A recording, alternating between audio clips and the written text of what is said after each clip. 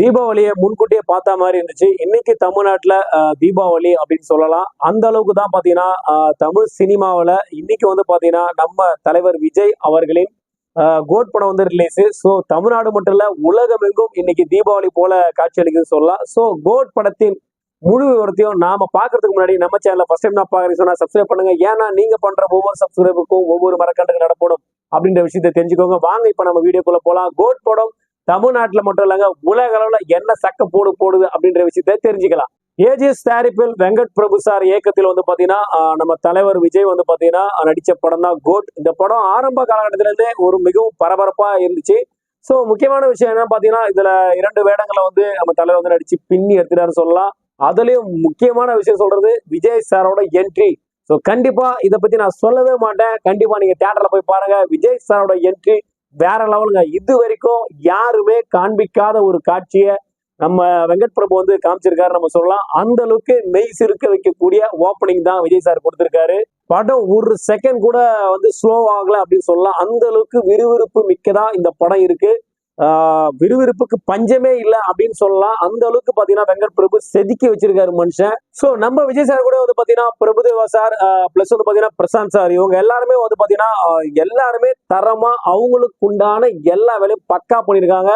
ஒவ்வொரு இடமும் பாத்தீங்கன்னா எல்லாருமே ஸ்கோர் பண்றவங்க தான் இருக்கு. ஒரு இடம் கூட திரையில வந்து பாத்தீங்கன்னா பின்னோக்கி போற மாதிரி இல்ல. அந்த அளவுக்கு பாத்தீங்கன்னா திரைக்கதையை வந்து பக்காவா பண்ணிருக்காங்க. சோ விஜய் சார் வந்து பாத்தீங்கன்னா இப்போ படம்லாம் முடிச்சதுக்கு அப்புறம் கண்டிப்பா நான் முழு நேரம் அரசியலுக்கு வருவேன்னு சொல்லியிருக்காரு. சோ அவர் அரசியலுக்கு வர்றதுக்கு உண்டான எல்லா காரணமும் இந்த படத்துல மறைமுகமா வந்து சொல்லப்பட்டிருக்குன்னு சொல்லலாம். எதெங்கெல்லாம் அரசியல் நடக்குது, எங்கெல்லாம் அரசியல மாற்றங்கள் ஏற்படுது, எதனால மக்கள் பாதிக்கப்படுறாங்க அப்படின்ற விஷயத்த ரொம்ப தெளிவா எளிமையா புரியும் விதத்துல சொல்லியிருக்காரு. ஆனா இத வந்து நேர்த்தியா வெங்கட் பிரபு சார் வந்து பாத்தீங்கன்னா கரெக்டா அதாவது வாழைப்பழத்துல ஊசி குத்துவாங்க சொல்லுவாங்களே, அது போல செதுக்கி வச்சிருக்காரு மனுஷன். சோ முழுக்க முழுக்க கோட் படம் பாத்தீங்கன்னா சின்ன பசங்கள்ல இருந்து பெரியவங்க வரைக்கும் என்ஜாய் பண்ணி பார்க்கலாம். அதுல கிளைமேக்ஸ் வேற லெவலுங்க. கிட்டத்தட்ட ஒரு ஹாலிவுட் மூவி 45 மினிட்ஸ் சொல்லுவாங்க. சோ அந்த டைமிங் வரைக்கும் கிளைமேக்ஸ்ல சண்டை காட்சி வந்து ஒண்ணுமே சண்டை இவ்வளவு பெரிய சண்டையா அப்படின்னு நம்ம நினைப்போம். ஆனா அப்படி இல்ல. அதை பார்க்கும்போது பயங்கர சுவாரஸ்யமா இருக்கு. அந்த அளவுக்கு அந்த காட்சி அமைப்பு வந்து பாத்தீங்கன்னா பக்காவா பண்ணிருக்காங்க. இதுல முக்கியமான விஷயம் யுவன் சங்கர் ராஜா இசை வந்து பேக்கப் வந்து பாத்தீங்கன்னா பக்கா இருக்கு. சோ கரெக்டா அந்த படத்துக்கு என்ன தேவையோ அதை கரெக்டா கொடுத்திருக்காரு மனுஷன். பாடல்களும் ரசிக்கும்படியா தான் இருக்கு.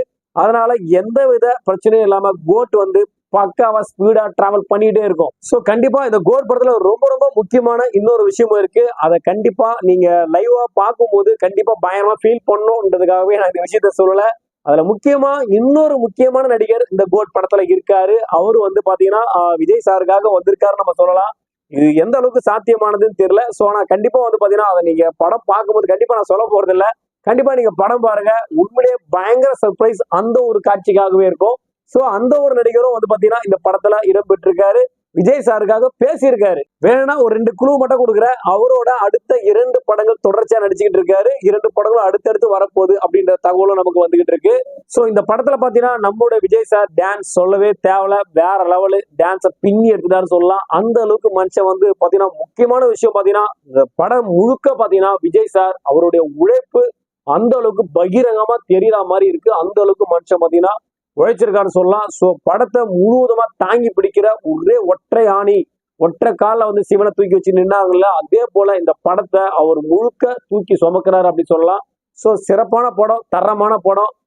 நம்ம தமிழ்நாடு மட்டும் இல்ல உலகமெங்கும் இந்த படம் கண்டிப்பா ஒரு மாபெரும் வெற்றி அடைய போகுது அப்படின்றதுல எந்த விதமான மாற்று கருத்தும் கிடையாது. சோ இந்த படத்தோட நிறைய தகவல் இருக்கு. ஆனா எல்லாத்தையுமே சொல்ல முடியாது. ஏன்னு கேட்டீங்கன்னா உண்மையாவே எனக்கு வந்து விஜய் சார் ரொம்ப பிடிக்கும்.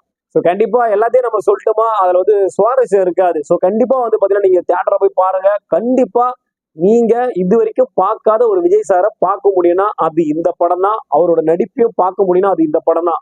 என்ன பொறுத்திருக்கு நான் அப்படிதான் சொல்லுவேன். அந்த அளவுக்கு படம் வந்து பாத்தீங்கன்னா பக்காவா இருக்குங்க. ஸோ கண்டிப்பா இதை பத்தி நான் மேலும் தகவல் வந்து உடனுக்குடன் தெரிஞ்சுக்கணும். நம்ம சேனலை சப்ஸ்கிரைப் பண்ணி வச்சுக்கோங்க. அதே போல இந்த படத்தோட ரிவ்யூ உங்க ஃப்ரெண்ட்ஸ் அண்ட் ஃபேமிலி தெரிஞ்சுன்னு சொன்னா அவங்களுக்கு ஷேர் பண்ணி விட்டுருங்க. மீண்டும் ஒரு நல்ல பதிவோடும் நல்ல தகவலோடும் உங்களை சந்திக்கிறேன். நன்றி, வணக்கம்.